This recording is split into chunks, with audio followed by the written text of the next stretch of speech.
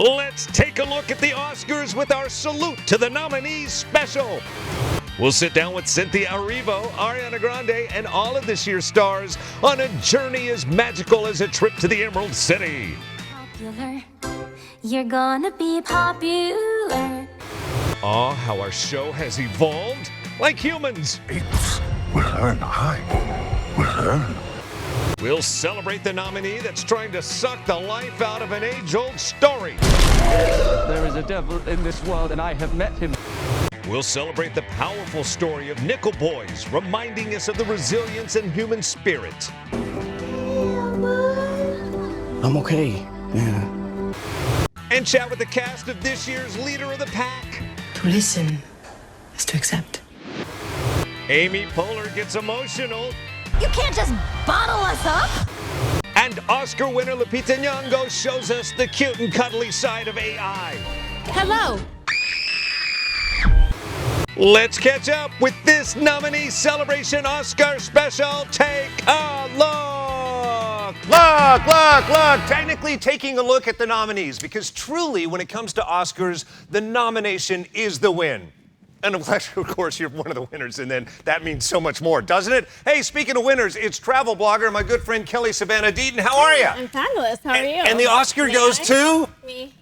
Yeah, I'd like exactly. to thank my family. And Yeah, who do you think? Do you think your manager or do you think your family? For me, I would think my manager because my family doesn't talk to me. Anyway, let's keep it positive and talk about winners. Specifically, animation right now, the nominees are Wild Robot. I love this movie for so many reasons. it's so cute and it's funny and it's delightful. And I think everyone, even kids and adults, should see this. It's definitely one for the books. I like the spirit of the robot because if I were AI camping, the minute I figured out there's no Wi-Fi, I would give up. But Lupita shows the spirit. Speaking of Academy Award winners, I talked to the Oscar winner about it. Take a look.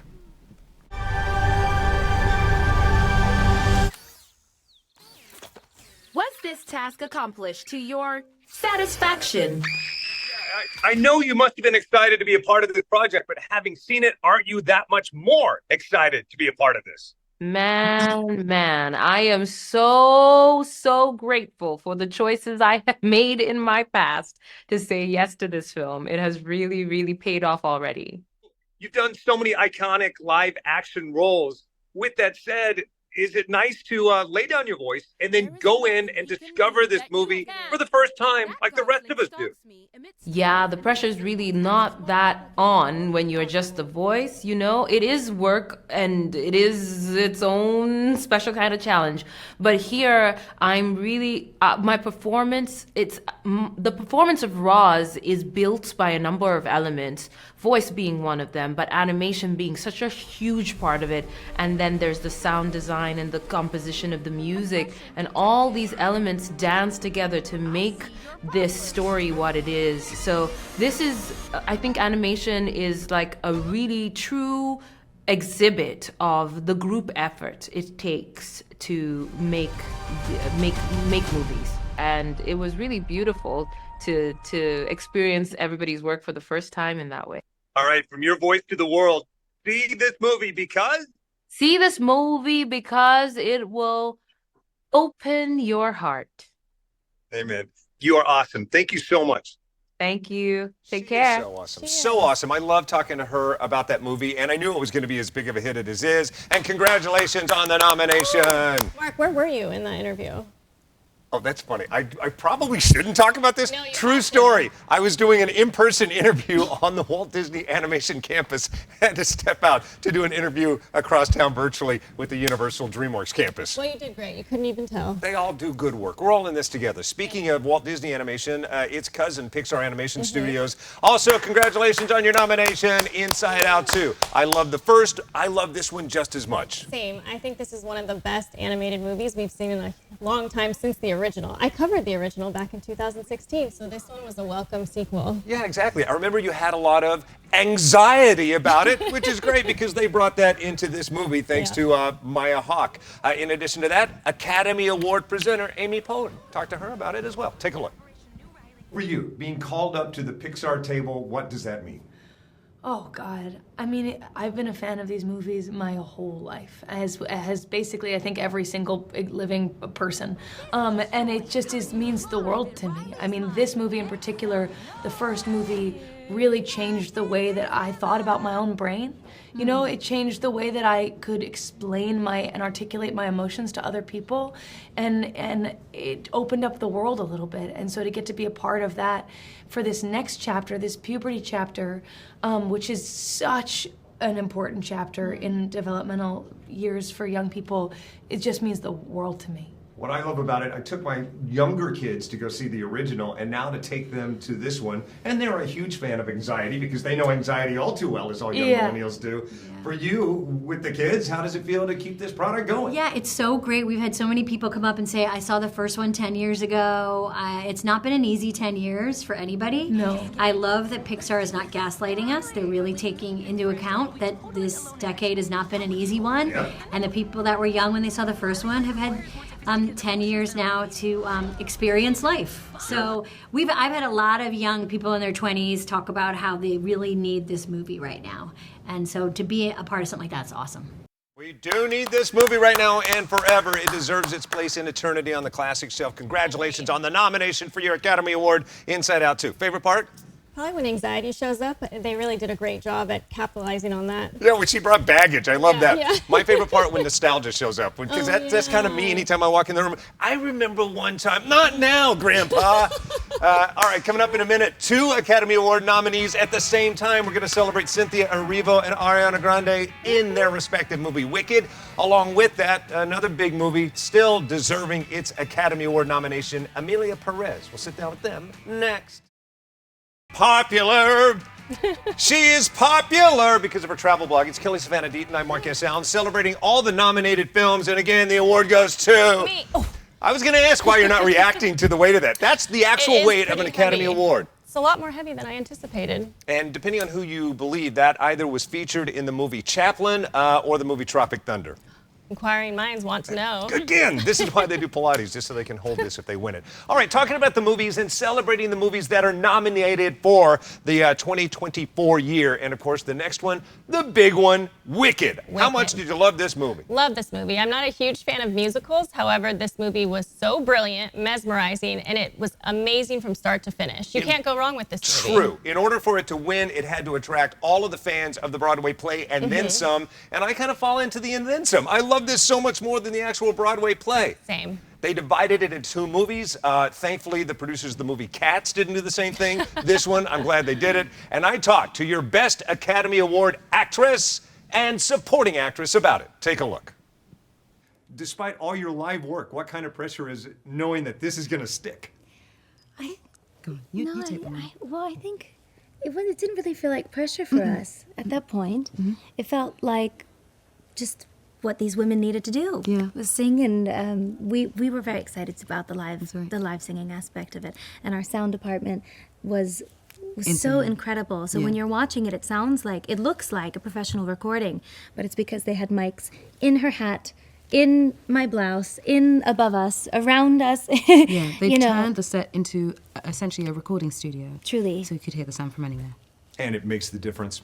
They are so amazing. Not only did I love this movie, but every time I saw the 2 of them together in person, you realize that real chemistry, that real kindred spirit from set is legit. 100%. And you know what's interesting about Ariana? You think she would just be given this role because she's an amazing singer, amazing actress. Right. She had to audition a bunch of times, and she had to retrain her voice, which I found fascinating. Because how do you retrain greatness? Add more greatness. And Cynthia Erivo. I cry 3 times in the movie, and I cry every time I see their Instagram accounts where they're talking. When you see the moment they get the role, they start crying. I start crying. Niagara Falls. We all start crying. Hey, let's keep the musical tip going. Another, albeit unlikely musical nominated for the Academy Awards, because typically when you think drug cartels, you don't think, hey, let's dance about that. No, definitely not. Emilia Perez, though, has it all. Dancing, drug cartel. Ben pulled it off. It was so amazing. I tell everybody, I said, this is like Breaking Bad with better choreography, which is, I don't know why they didn't use that in any of their ad campaigns. Regardless, I talked to the dynamic duo about it. Listen.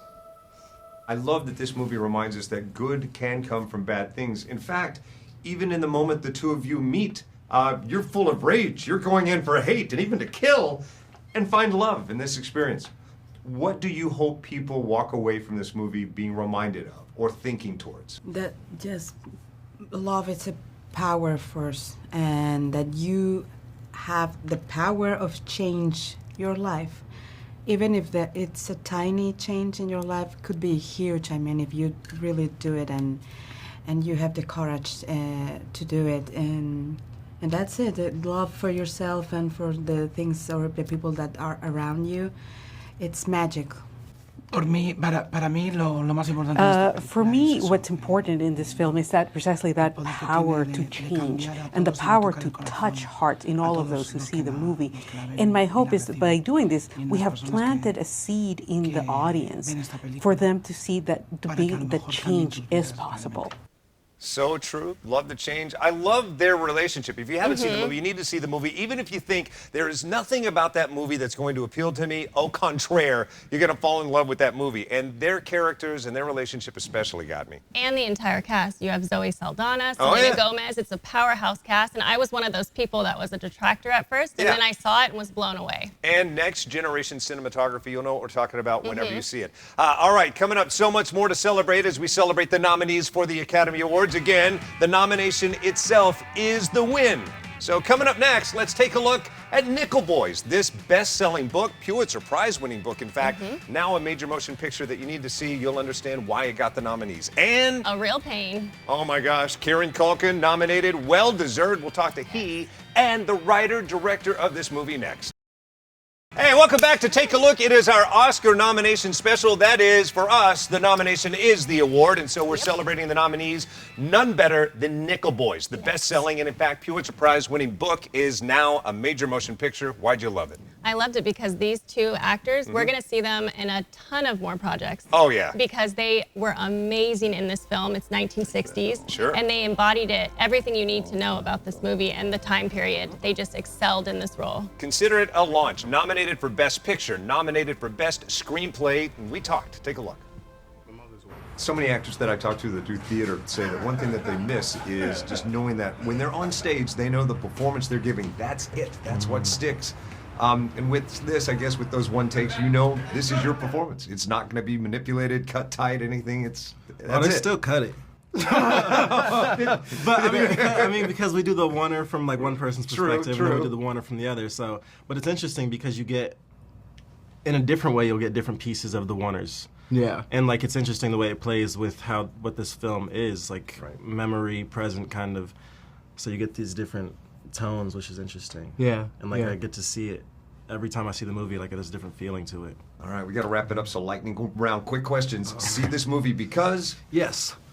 See this movie because it's great, and because it's inspiring.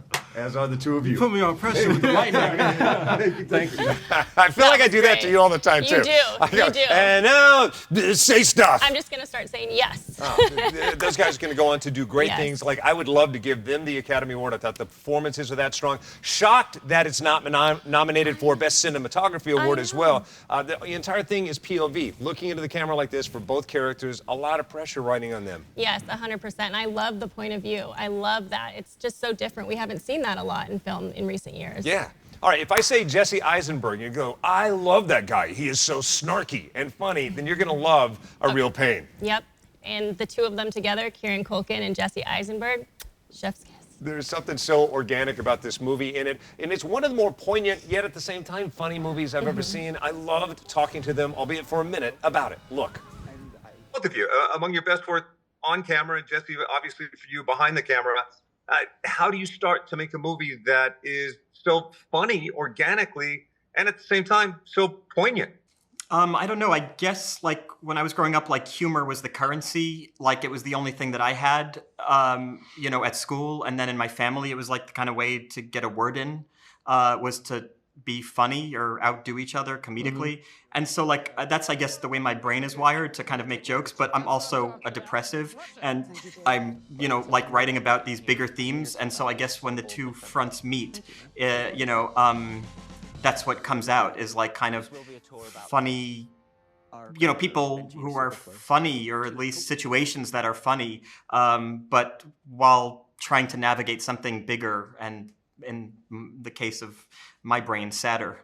I've had the pleasure of interviewing him his whole career. He is neurotic in this movie. Yes. He is neurotic in real life to the point that, like, he almost came to blows. As much as they do appreciate each other, 100%. Kieran Culkin, like Jesse Eisenberg, had every single shot of that methodically storyboarded out. And Kieran said, I thought maybe we could just do this or this. Can't do that with Jesse Throw it out. Eisenberg. And Kieran Culkin tried to back out 2 weeks before they started shooting. 2 weeks. Why? Because I think he wanted to spend more time with family. But that Jesse Eisenberg tells a funny story where he said, you can't do this. It's 2 weeks away. Oh my gosh. Yeah. And also Jesse Eisenberg never has seen anything Kieran Culkin has been in. Nothing except Home Alone. So it was his wife that said, hey, how about you hire Kieran Culkin? Yeah. And he said, okay, sure. That's not how movies are cast, but it worked out perfectly. Can I just shake your hand that you accredited Kieran Culkin to Home Alone? Because I say that at every breakfast, lunch, or dinner with industry friends, and they go, oh, don't you mean Macaulay Culkin? I go, no, he was in that movie. Yep. He was the little brother. He wets the bed. Look it up. Can't forget a bedwetter. And on that, yeah, exactly. Write that down, put it on my tomb. All right, coming up next, let's continue the nominee celebration. Movies that I like to talk about. Geek Fest alert. Kingdom of the Planet of the Apes, another Academy Award nominee. We'll catch up with them next. Along with that, Nosferatu, one of the creepiest movies ever. Like, pretty much, if you think about it, another movie that makes you say loudly, nope. Next. Hey, welcome back. It is our Academy Nominees special. We're not talking about winners or losers, just the nominees, because that is the real winning in this game, right? 100%. Unless, of course, you're one of the winners, and then it changes your life. Can I hold it for a little bit? Can I burp the baby for just a minute? Who knew they were that heavy? I had no idea. Like, if you're at home, just go grab a big bag of sugar. That's how much these things weigh. I'd rather have the sugar than that, I think. They're so much different than the fake ones, and that's all I'm familiar with. All right, let's nerd alert right now. How much did I tell you I loved Kingdom of the Planet of the Apes? You haven't even stopped saying that I'm the whole year. infinitely older than you, so you got to keep in mind, Planet of the Apes have been my jam since I was born. The first one came out about the time I was born. So in 1915? It's been my life forever. No, we're talking about 60s anyway. Yeah. I caught up with the director about this to talk not so much about its nomination, but mutual geekdom. Listen. This has been a part of my life since I've been alive. The book Mine too. You know, I grew up in '80. I don't know why I watched this movie so much when I did, but I grew up on that original '68 movie. So here I am sitting there, you know, contributing to this long legacy of movies. It's a thrill, you know. And what I love about it, just about the time in the movie I sank into, oh my gosh, they've taken it a next level. Look how far we've come in movie making technology. Just about the time I'm thinking that, all of a sudden you give something, I'm not going to ruin it, but you give something that's a really great snapshot of the original film from 1968. Sure. There's several nods to where this thing started long ago, 55 plus years ago, I think. Sure. Yeah. You know, how do you dissect your child? But like, what is your favorite moment 20, 30 years from now when you look back? Is there a moment that you're proudest of? It's funny. You know, in terms of that movie that I grew up on, like, I was a kid. So my dad was probably watching the movie, and, you know, I'm sure all the concepts went over my head, and I don't even remember the Statue of Liberty kind of blowing my mind or anything, but I remember the images. And I'm a visual guy, so like those images are ingrained in my head. Those feral humans running through the grass, you know, apes on horses, and that beach scene, that scene on the beach. And we covered almost all those things in this movie in some way. You know? Yeah, the score starts dipping that direction a even little bit. kind of borrow a little bit of Jerry Goldsmith in this movie. So there's, for the fans of the original, we are kind of a bridge between that last Caesar trilogy and that '68 original. We're kind of have feet in both camps there, you know. Love that movie. I do too. We both grew up with it. Granted, he grew up a couple generations after me with it. Maybe you won past that as well. Exactly. But it is one of my favorite movies out of all the Planet of the Apes films. So no family member ever parked you in front of a TV and said, watch Chuck Heston, watch it. Damn you, dirty apes, you did it this time. Can't say that they did. You're missing out I am. on life itself. All right, let's continue to geek out. I love horror movies like no other. My Nosferatu is crazy. Think about it. Like, imagine if I wanted to go out and remake Wicked, but I just slightly changed the name, but it was a green witch. That's essentially what Nosferatu did. It ripped off everything Dracula, but in fact, did it better than the Dracula movie. And can we talk about Lily Rose Depp? How she wasn't nominated. This performance was epic of hers. Even during her audition, she made the director cry from a Zoom audition. That's how talented she is. It's a travesty. I caught up with the creator director of it, as well as the brilliant Willem Dafoe, who graces everything he touches, and we talked. Look.